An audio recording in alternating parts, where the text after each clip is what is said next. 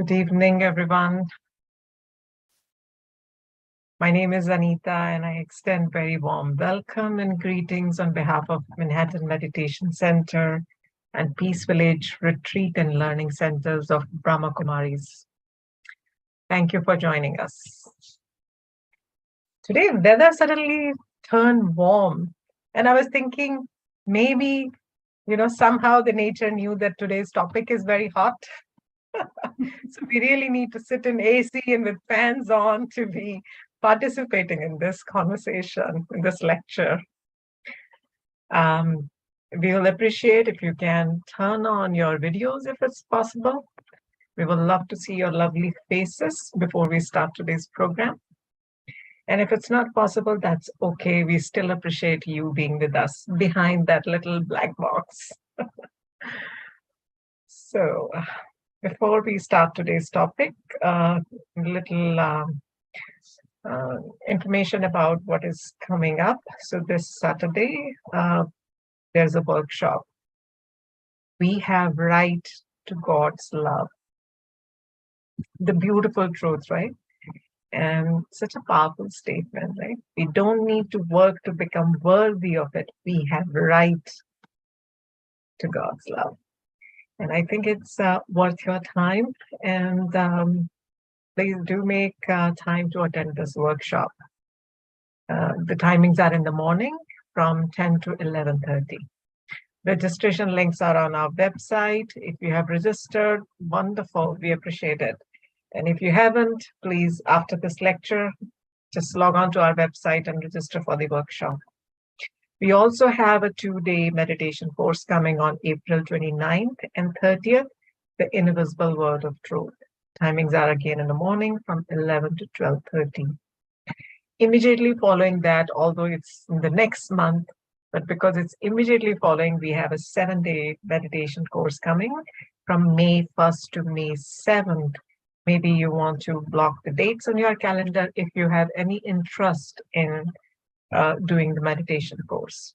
That will be in the evening from 6:30 to 8 p.m. Besides these special programs, we do these Thursday talks every Thursday and enjoy your company. And we also offer live meditation Monday to Friday at noontime, Power Boost. I know many of you join us or you take the benefit by listening on your own, the recordings and all, we appreciate. But encourage you to join us live to, really enjoy the meditation with our experienced teachers. We have also started the podcast service, and you can listen to our podcast uploads on Spotify, on Apple Podcast and Amazon Music. Wonderful. One more information. Yes, we record these Thursday sessions and we also record our meditations, everyday meditations, the Power Boost, and recordings are available on our YouTube channel.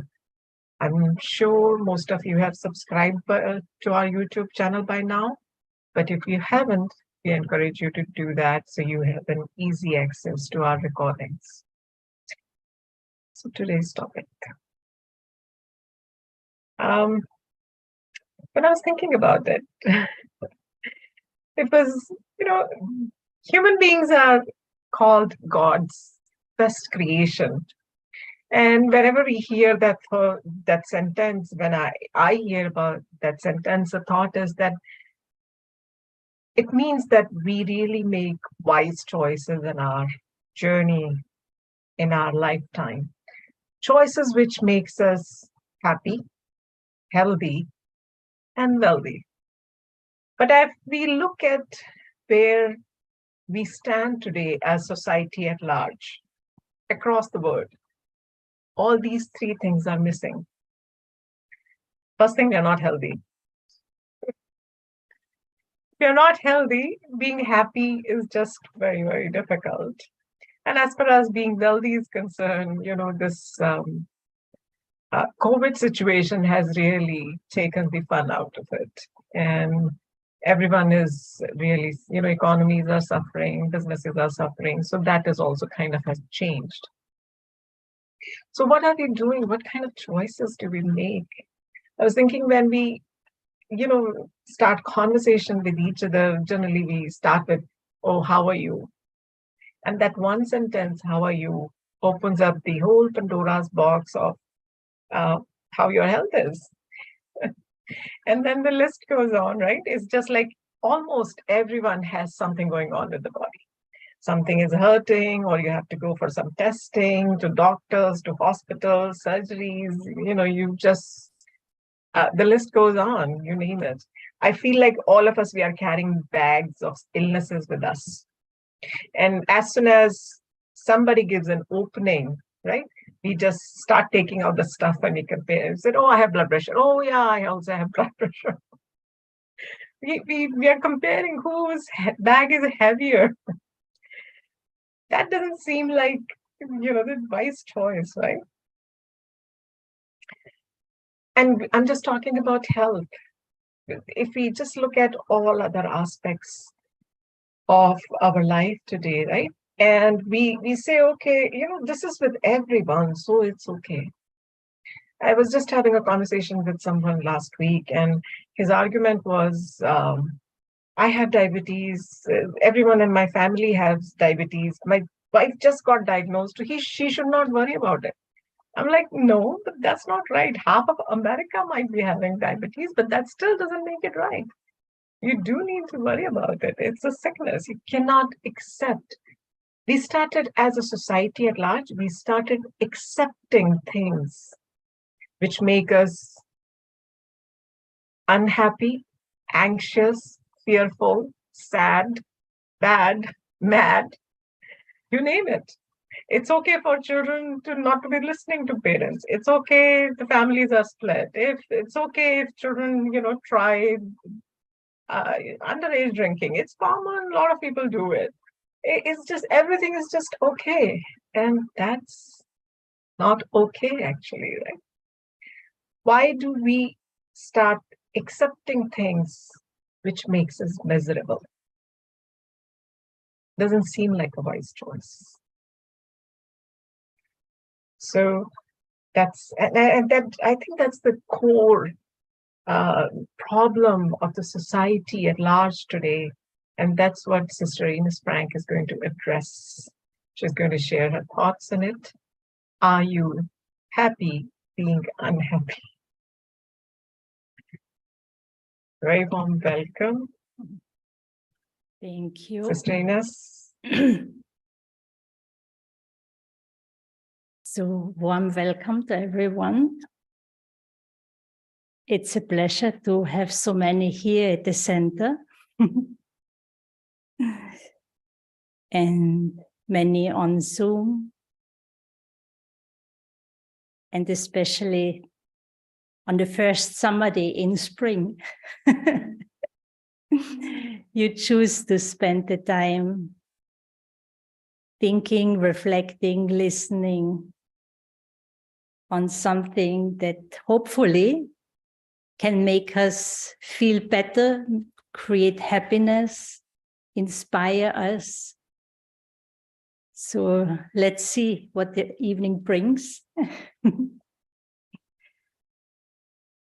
But I find it's a very good time to actually, it's time now to really invest in the self. What is it that I want? How do I want to live? And to enhance the qualities that we would like to feel, experience, learning about the self, so that we can bring out, starting with our thoughts, the way we think, bring out the best through the way we think, the way we look at each other, the way we perceive each other and life, and what we do on a daily basis, right? Because there's a connection between what I do and what I eventually will experience. So this afternoon I was walking, I took a chance and took a short walk. I was passing through some streets here in Midtown Manhattan, and it was lovely. And the thought came, everyone appears to be happy. So what is the problem? Do we really need to think and talk about these things of how to be happy? But then when we look a little bit more closely, if we listen to each other, when we hear the stories, then we come to know that deeper within, many of us maybe are not as happy as we wish to be. And during COVID time, the pandemic was, of course, a more extreme situation, but what became very evident that being by yourself and independent of the age, but especially younger ones were more affected actually than older ones, turned out to be very challenging.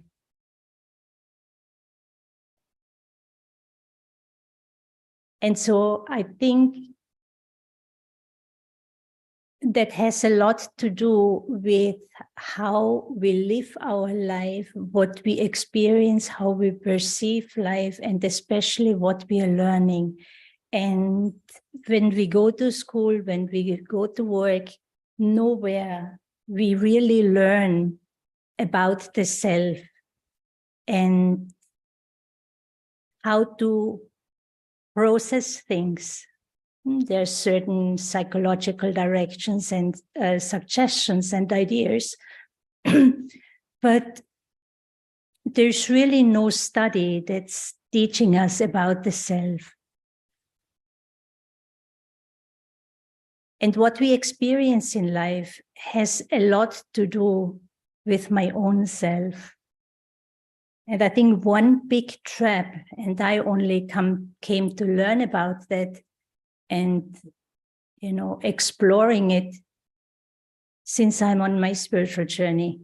We came to Brahma Kumaris and started to engage in the information, the knowledge that's being offered here. And so one big trap is that we believe that the cause for what we experience, how we feel, is outside.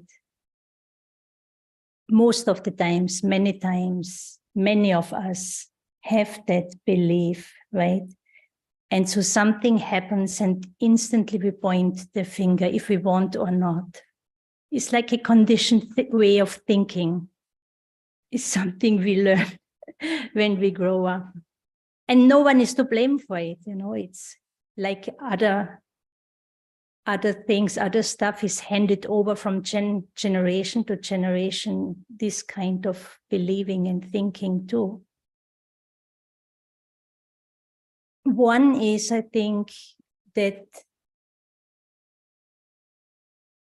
it's another belief, that thinking that I need something or I need someone to feel good. I need to be somewhere in a certain place to feel good.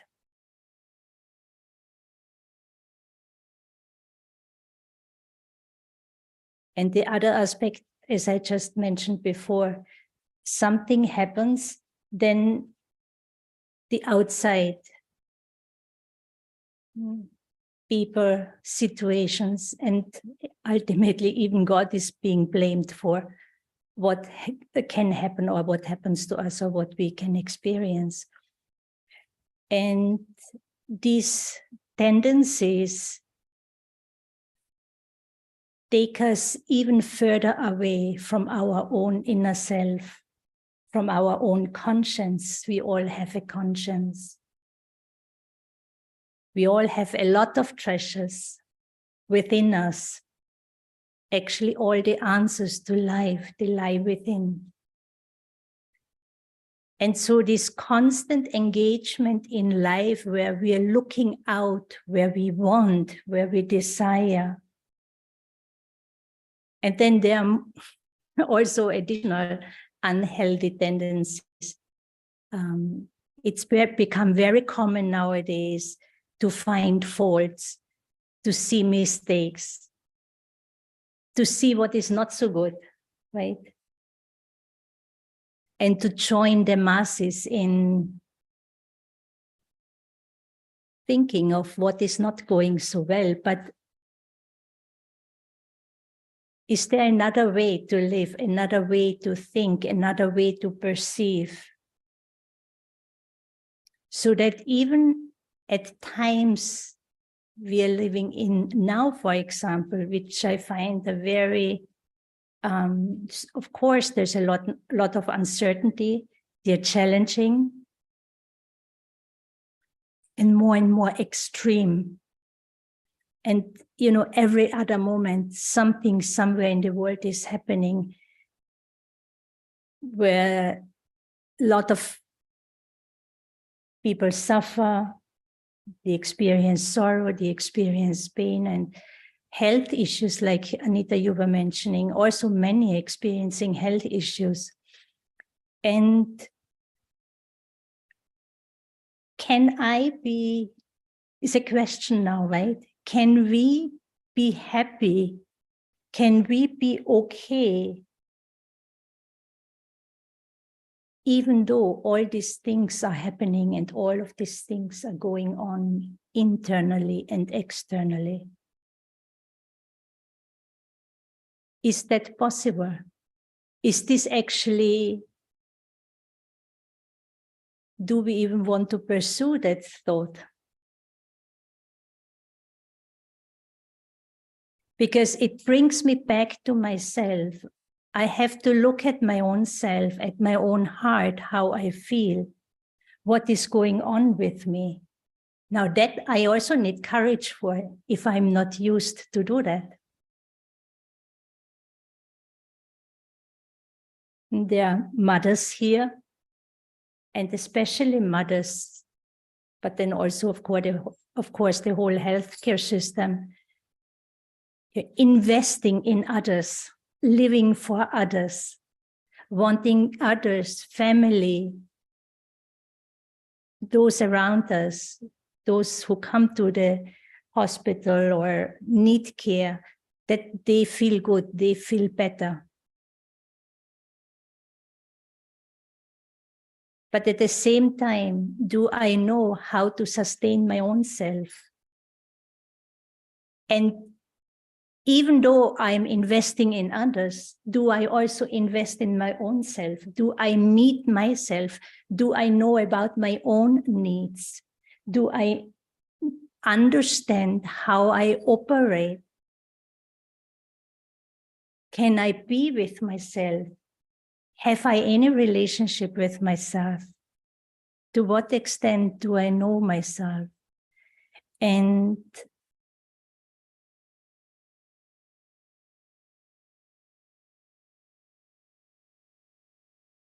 how to say, everything really starts with the self.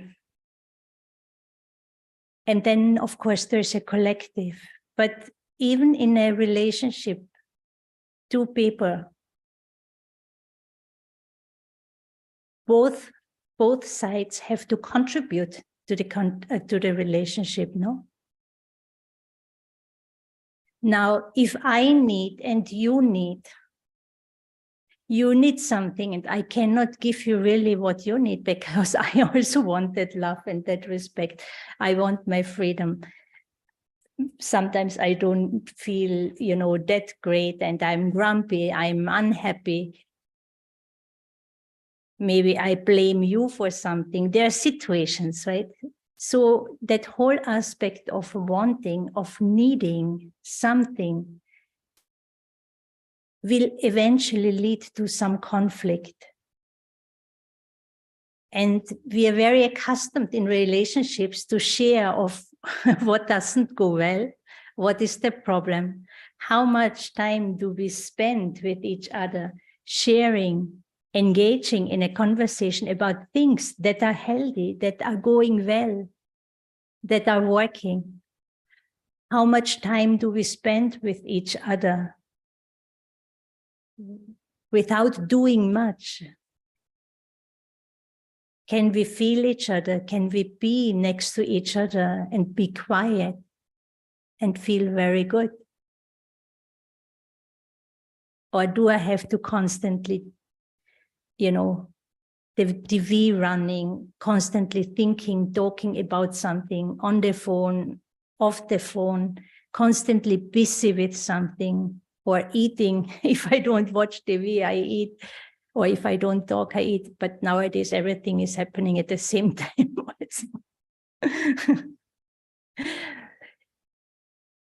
So how I am with others has a lot to do how I am with myself. And if I do not have a healthy relationship with myself, then all the attention, focus, and desires will be focused on that person, on other people. And then people have different intentions, right? And everyone, it's a little bit of a challenge, maybe what I'm going to say now, but as a matter of fact, at this point in time, we all are selfish. And for many, many, many, you don't have to be a homeless, that we are fighting for survival.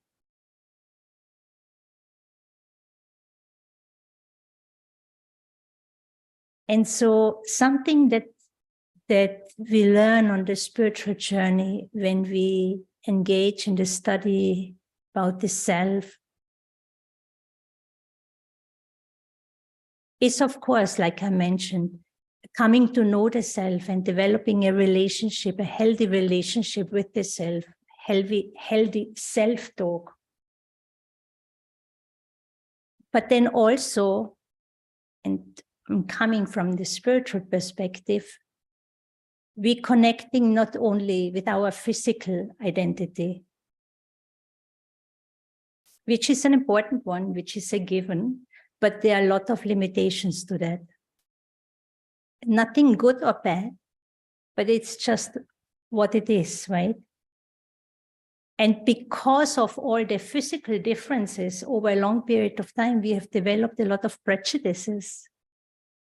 We carry a lot of preferences, likes and dislikes, connected with certain physical appearances or certain physical characteristics, education, also level of education, how much money someone has, and then directly connected with the body.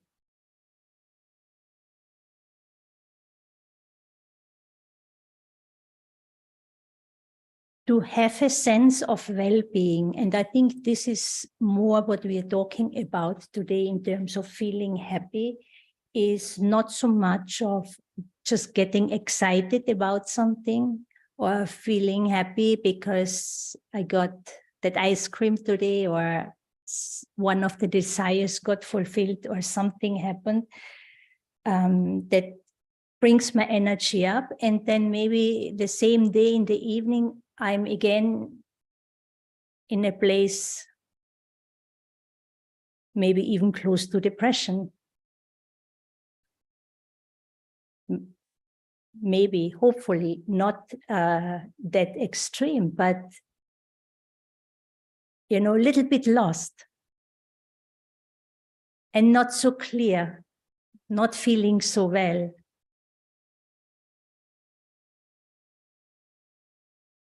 And so the more I connect with the more invisible part of us, the spiritual identity, the spiritual self, connecting to our subtlety, and that simply means with our thoughts, feelings, my intentions, my motives. Connect to what is not so obvious and learn to come to know myself. But there is one big advantage when we connect to our spiritual truth, to our inner being, the living energy that I am. Because all the goodness actually, and even strength, lies within.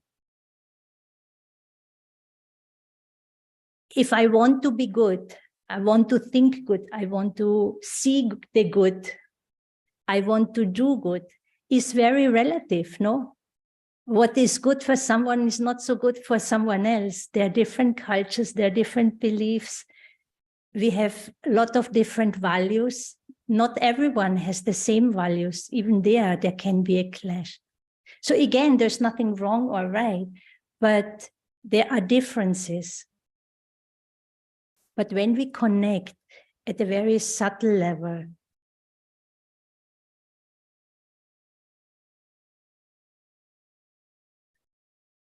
that is where we have a lot of things in common. And that is where the peace lies. That is actually where the happiness lies.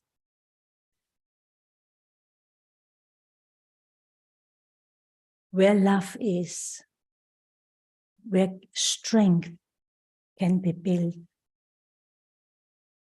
Actually, I am strong. Strength is there. But unless I know about it, unless I am in that consciousness of being that subtle being, it is as if the door is locked. I have no access to it. If I'm just engrossed in the physical aspects of life and constantly consumed, my thoughts, my feelings, constantly consumed by my sense perception, then I cannot really become more subtle. And when we become more subtle, connecting to the more invisible, but my thoughts, I have thoughts, right? So there's a reality to it.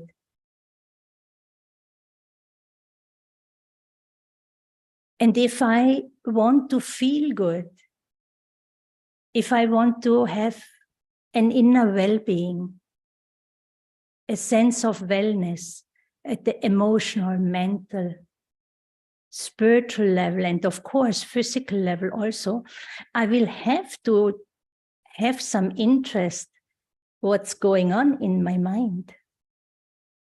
I will have to have some interest to explore my inner world. Not to question myself, but my thoughts have consequences. And what I do has consequences. And whatever I do is connected to how I think. And all starts with my own, with the perception of my own self. How do I see myself? What's the self-image I have?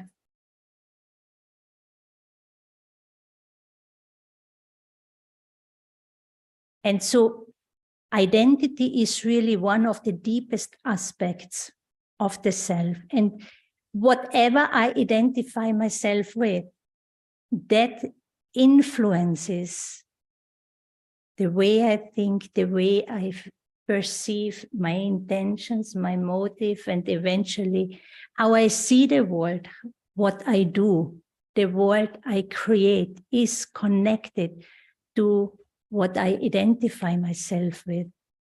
And connected with identity, deeply connected with identity is my value system. What is it that I value? And what does it mean to be good, to do good? Now, how about if, like, for example, whatever we do in life, ultimately, why are we doing it? Why are we pursuing it? Why are you doing what you're doing?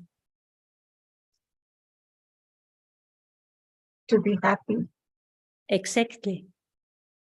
To be happy. Very simple. To experience peace, to be happy. But how about that? What if that kind of happiness is already there? But I believe I have to chase after it. I have to catch it. I have to have something to be happy.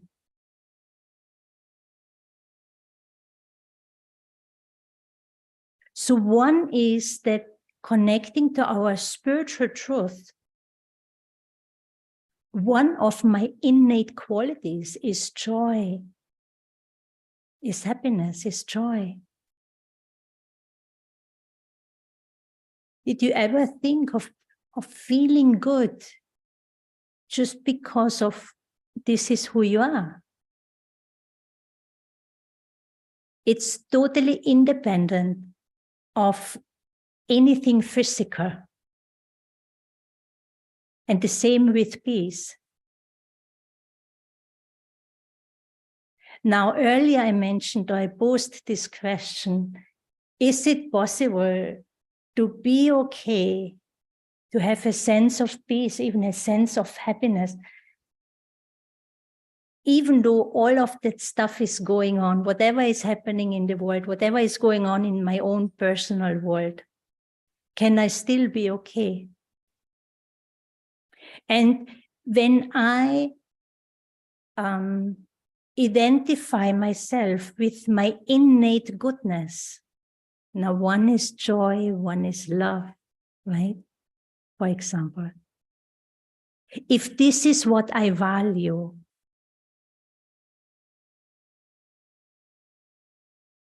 now things happen in life, situations are in life,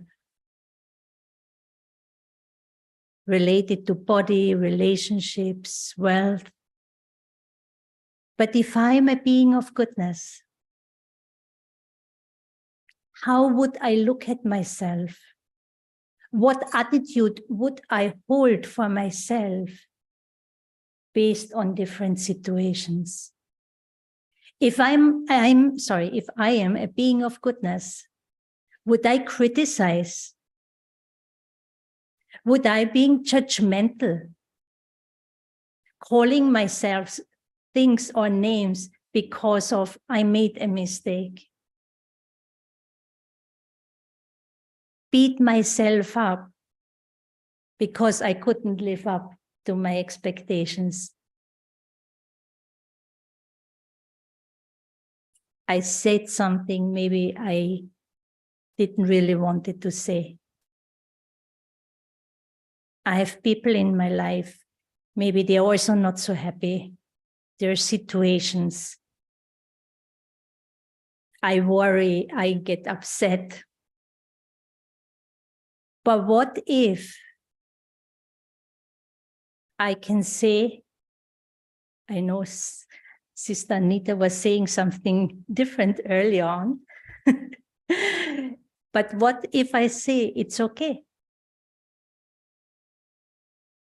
Okay in the sense, not that I anticipate it or I want to continue like that, but okay at the level where I say, it has come and it is here. And whatever it is just what it is. And let me now, this is the situation, and let me now think, engage in a thought process, in a way of thinking where I look for a solution. What, not even solution, what is it that I can do to make things better? The struggle really, you see, whatever situation, whatever problem, and it's not that I don't have or I never had, and only because I had or still have, I can share with you. So the situation, the problem is not a problem. But of course, there are reasons why things happen. But whatever is going on, internally, externally, it's not a problem. It is just what it is.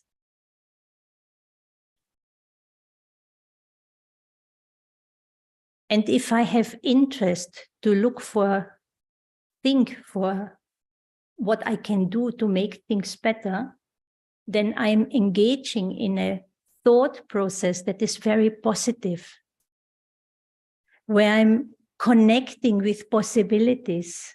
I'm open for something new. I'm opening to learning instead of criticizing, complaining, feeling unhappy, feeling pity for myself, or just having great dislike, resisting. But if I use love, then I will accept love and wisdom, because we have to know about it. I have the power and the choice to accept. And when I accept, that means that is when I stop battling inside. I come to terms. Yes, even I can make that mistake. Even in my life, things like this can happen. Or whether it's in the world, whatever you're dealing with. So to come down from that ego that certain things can never happen to me. They only happen to other people. No, but maybe also to me. So that acceptance means I stop to fight. I come to terms with what is. And now let me use my inner abilities in a beneficial way. Not if I keep battling, I'm fighting against what is. Well, we all have wasted a lot of energy in this way. Situations will not go away just because I don't like them. People won't stop fighting or stop getting angry just because I don't like it. And then we even start to punish others. Now I'm coming down to where they are at. Both of us are miserable. But to accept what is and then move on from there. So like a totally positive approach towards what we call situations or problems. The situation, the problem is not the problem. What becomes the problem is my attitude towards it. And the more we have a little bit of an understanding about the self, having that courage to experiment, to explore that more subtle dimension of our own self, that is my innate quality. Love, joy, strength, wisdom is within. Let me connect. Let me make an effort to use it. However, if I'm constantly bombarded and I'm engaging, indulging in that bombardment of sensual pleasures, how can I see and perceive the unseen that is not visible to my eye when I'm so engrossed in what I am seeing, what I am feeling, smelling? You understand what I'm trying to say? And so the practice of meditation has two big advantages. One is we learn to connect to the best within self and experience that peace and that love. But then also, over the course, while I'm practicing, over the course of time, I'm developing an inner space of calm, quiet, silence within. I learn to be silent, but yet alert, awake, conscious about my own being, my own existence, connected to my goodness. And I learn to be with myself. It's just like when you have a good friend, you go for a walk and you can just walk next to each other without having to say much. And you're feeling very good. You're not feeling awkward because of that silence. And so learning to be with myself, with my inner self, where I do not have the need to run away, to neglect myself, to deny, because there is some discomfort internally. Then I run away from myself. I call others, I engage outwardly. And then again, I'm hurting myself. I'm causing damage to myself because there's someone in need and you totally ignoring it. And that is my own self that is in need. And so there's the duality inside, and learning to give comfort to the self when I'm not so comfortable. So what's the big deal about that? If I am a being of goodness, if I'm a being of love, can I make that effort? Can I have that intention to have compassion for myself and give comfort? Have some harming thoughts for the self. And also, we need to understand that we don't have to get too excited about anything in life. Whether something that I call is very good is happening, or something that is not so good that's happening. Because if I accepted praise, people praising me, and I feel very good, right? And then the next 5 days, no one saying anything to me. Maybe someone will make a comment that is not uplifting at all. So how will I feel?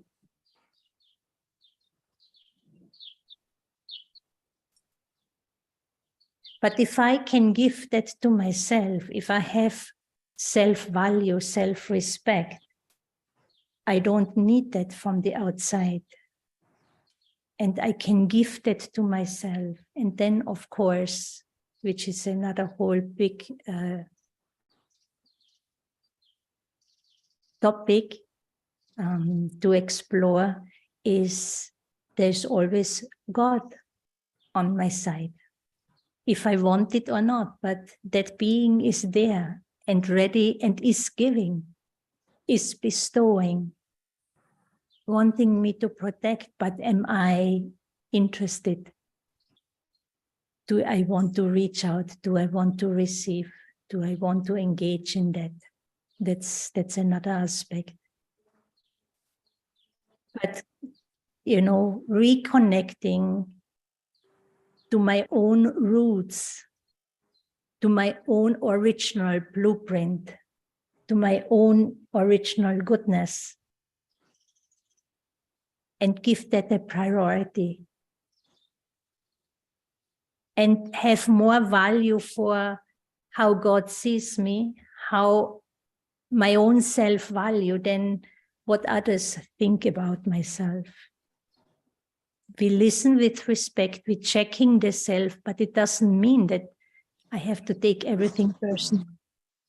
So to taking charge, to taking responsibility for the self in this way. But for that, I have to connect to my inner goodness, which is independent, which is there already, and independent of anything physical.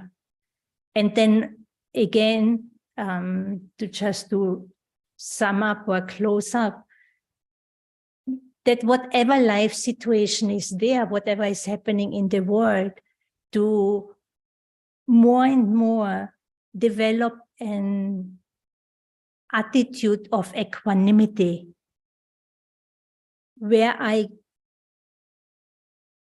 think that, okay, it is what it is, because most of the things, especially when I look outward, what I see in the world outside of me is really not what I can control. I do not have control over anyone or anything in this world. But I have the right, and it's my responsibility actually, to take responsibility for my own inner and also external well-being. And the more I am then in a place where I can hold on to my self-respect, to my inner dignity, we have something that we truly can give, and that is of support and benefit to others. Because if I can uphold my own goodness in the moment of challenge, of provocation, and I'm able to maintain respect, it's a lot we're giving. And to see and maintain the faith in the good, in the peace, in the love, even though it's not expressed all the time. And at the same time, not to take things personal, not to take things in my heart. And when we hold on to that and really engage in that, we are connecting with the ascending energy that is also present at this time, while the masses are engaging in the descending energy, especially the physical level. But there's a subtle ascending energy there, the level of consciousness. And the moment I tune in here, everything changes for myself. And we are able to extend a vision of kindness, of compassion, without having to punish, without having to get upset, without having to, worry and feel bad and wonder what will happen. Okay? So whatever is okay, it is good, and let me think of what is it that I can do, contribute to make things better. And I don't have to have the answer for everything. I don't have to have the solution for everything.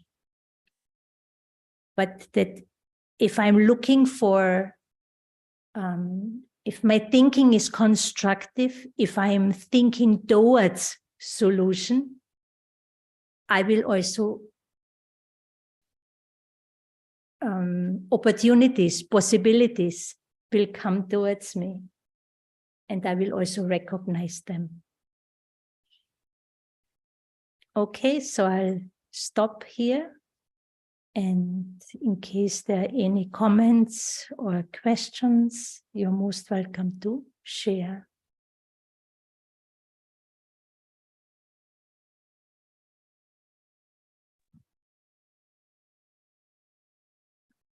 Hi, thank you, Sister Ines. This is Om Arya. Thank you for the wonderful discussion. You gave a lot of good information and pointers, which I made some notes and I need to think and churn on. But what tends to happen sometimes is when there's an external situation beyond your control, you are so much focused on that that you do not see what is good. I mean, the ability to distance yourself from the situation and see, okay, this is just one part of your life. Rest all is good. Taking that perspective and able to kind of deal with the inner strength. Sometimes your mind goes on and kind of stays focused on what is bad rather than what is also good at the same time. So how to pull back from that narrow focus, how to pull back from focusing on the negative so that not only you can see what is also good, but also you find a clarity in terms of what to do about it. Any thoughts? Yeah, very nice to hear you. Same here. Thank you, Sister Ines. And a lovely question. It has a lot to do, or simply to do with, if I have the habit to, one is my self-image, my identity I'm connecting with, but then also if I have the habit to stop and pause and look within, I will come to know that my focus is, well, the moment I look within, there's a shift of focus, but many times something not so pleasant needs to happen so that we wake up and change the focus, shift the focus. But if there's that's why we suggest to make meditation part of your life. We don't have to meditate hours, but that habit to stop and pause every hour or every other hour and consciously withdraw from the outside through your thoughts, bring the thoughts back to yourself, to your true self. It's a sense of detaching. We are not distancing ourselves, but we're changing the focus. Because when I connect to my inner goodness, and then of course those who would like to connect to God, now that's where I will get strength from. Connecting to what is good within me, to dive into that calm, peaceful, loving, quiet spot within, space within, and stay there for a few moments and then come back and engage, including the thinking, the thoughts. There will be a different perspective. There will be a different experience. I will probably also have the thought that it's not necessary to think about the problem all the time. It will only make me more weak. So we understand, we see, we recognize, we understand, and then full stop. I must not keep thinking about it, because it will not help me to find the solution. It will not empower me. So where do I have to go? The thoughts have to leave the problem or the situation and come back to the self. And then we can have good wishes. We can extend, we also have the practice of Mansa Seva, where we are serving through the mind. But I have to have the thoughts with me and with God, and let God's light shine on that situation. And you keep going, move on with your life. And if it's something, a situation in your life, then only when I empower myself, when I refresh myself, connecting to an inner space of silence, will I also be able to think towards a solution. And whatever is on the outside is on the outside. Do not keep taking it inside. And then with that state of mind, many times then we come to know, when we connect to that inner silence, I'll come to know, you listen to your conscience of what is it that I need to do now. You can even ask God the question, what do I need to do now? What is the best to do, the most appropriate? Sometimes, many times, we cannot do anything. So connect back inward and extend these pure wishes, these pure feelings towards that situation, towards those who are involved in it. And then I will just have to also kind of detach and let it go. But then maybe if it's a situation in my life, I will have to see what is it that I want here? But where is my wanting coming from? Is it a desire or is it beneficial? And then go from there, something like that. These few examples of some thoughts that we can have. Thank you, sister. Very helpful. Thank you. Because only when I connect inward and then go into that quiet space inside, and I give time to myself, I will come to know, is there actually anything I can do beyond of having good wishes? And if it's a situation where I need to act, then let me position in such a way and choose an action, a way of acting or interacting that is of benefit instead of adding to the problem, right? And nowadays, situations, there's not one solution to a situation. They're complex. So can I be okay that, okay, this is in my life now, and it's gonna take some time until we resolve it, but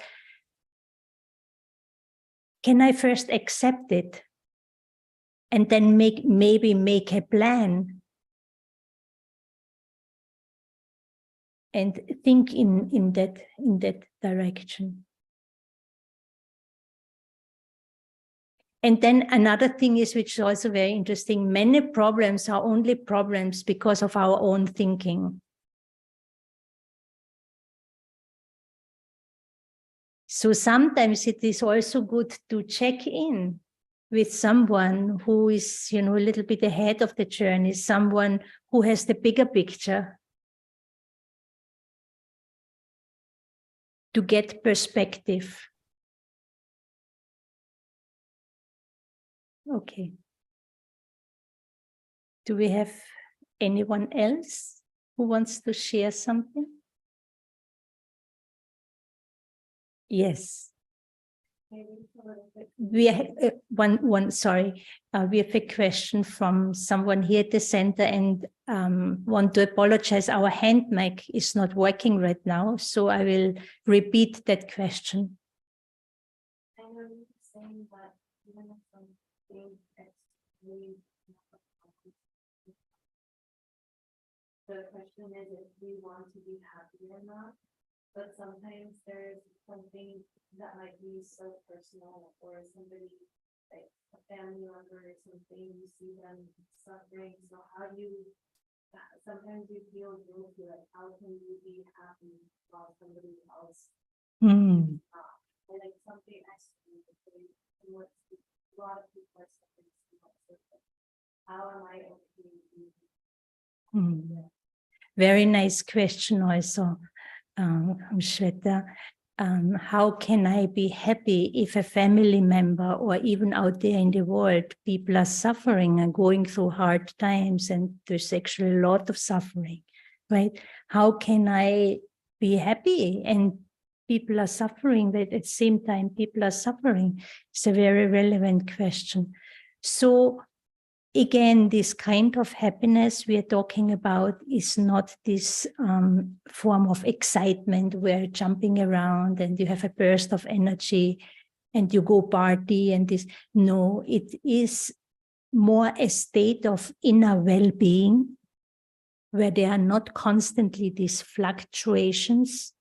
I'm not constantly on a roller coaster, but there's more stability and there's a sense of well-being. There's no battling, there's no inner conflict. There's a sense of inner harmony and inner unity, right? And because I'm connected to my innate goodness, I've learned, I've emerged some wisdom, how I look at myself, how I look at life. And this is the only way that I can be in my power. If I am sad, unhappy, in despair, distressed, peaceless, worryful, I am not in my power. I am disempowered. And that is, I love that point that you raised, because our own individual well-being, we want that, we look at that in the context of the world. That means I need to be in my power in order to be able to extend light. And how can we help? That was also part of your questions. Now there are different ways, but our specialty, or what we are focusing on, because we are coming from the spiritual aspect, if I can help, if someone is receptive for that in terms of receiving, can I have that pure vision, spiritual vision for that other being? Can I maintain faith in the goodness and in the well-being of that one, even though it is not expressed? Do I just get stuck with the obvious, or can I see a bigger picture? And I know there is some suffering, some settling, but one is that one also will pass through it, but can I help them connect to their own inner goodness and remind them that this is just a situation. It has come, it is here, and it's a matter of time. It will go. It will not stay forever. Helping to give perspective. Maintaining your love. Do I have to cry because someone else is crying? Because this is what it means to have love for each other, right? Many believe so. But can I stay in my power and stay in that pure, unconditional love while someone is going through some hard time and crying? Hold the space, but for that I have to have self-respect. And that's what I'm trying that is a kind of inner well-being and state of being I'm referring to, where we are able to be in our own light and make it available for others. And even in terms of word, the speaking, yes, it is necessary, but there are many times, many moments where you just need to express this vision, this pure energy through your vision, through your eyes, the way you look at that one. Hold it in your thoughts, because that other one cannot do it right now. So if I have self-respect and I stay true to myself, I'm then in a place where I'm able to uphold the dignity of someone else who has lost their self-respect. And when someone has no self-respect, that's where I easily get pulled into their anger, and I also get angry and frustrated and all of that. But that's not where I need to participate. And for that, I need to have a strong sense of self, because this is really my anchor. And the self now is independent of my education, my study, the money, the parents, my body, but it's at a subtle level, but it's mine because I am that subtle being. Okay? I see the time, and sorry, this is a little bit of a habit of my side to not be so much on time. But shall we just close with a short reflection, short meditation? Is that okay, Anita? Yes. Okay, so sit relaxed. Relax the muscles in the body. And for the next couple of moments, I choose to turn within, and for these moments, leave behind the world around me.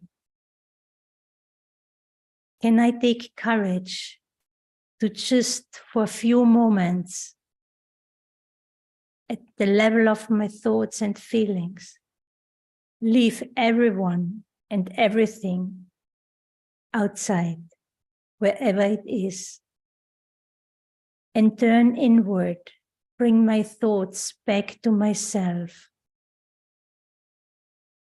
to my eternal goodness, my eternal original state of being. To create a sacred space within my own consciousness that is only for me and God. There must not be anyone else. This is an aspect of power, spiritual power, to be able to bring the focus to the essence of my being, where I identify being that peace and love, joy, strength, wisdom. I am this subtle being of light, and these are my innate qualities. I feel content, I feel light, I feel free. I feel at peace. If any memory, any thoughts come, let them go.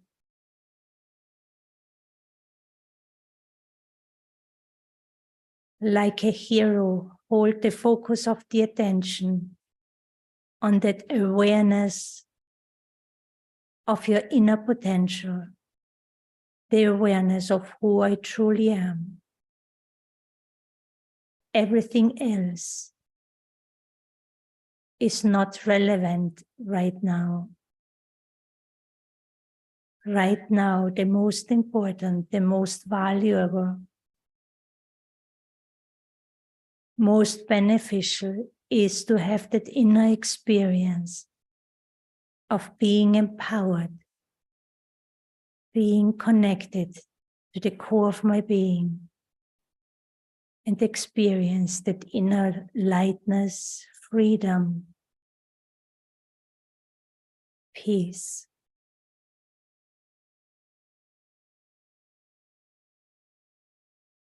There's deep gratitude because at least I take few moments to just touch base with my essence,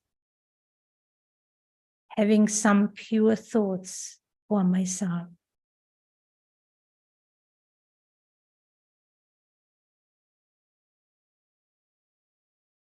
And the art now is, while I'm coming back into action, into activity, to maintain the awareness of my true self and stay connected with myself while I'm engaging with the world, with other people.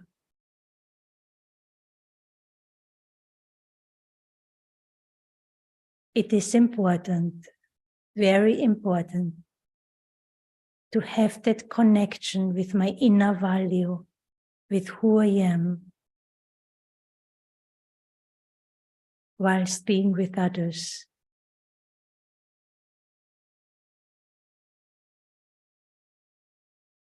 In this way, I can guide myself. I remind myself of my own inner greatness. And it becomes easy to be happy for others. There's nothing I need, there's nothing I want. There's just appreciation, gratitude, and the ability to enjoy and celebrate the success of others.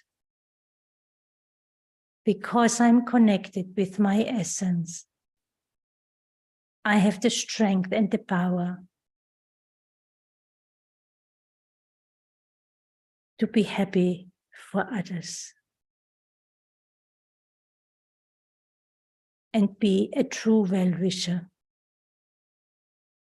helping them directly or indirectly see their own inner light.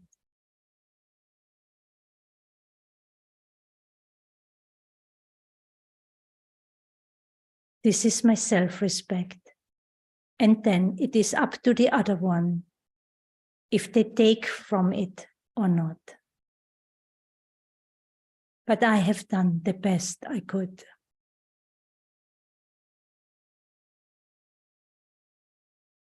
And I come back to myself and I just be in my heart, still and quiet, but present and aware as I now move on. Om Shanti.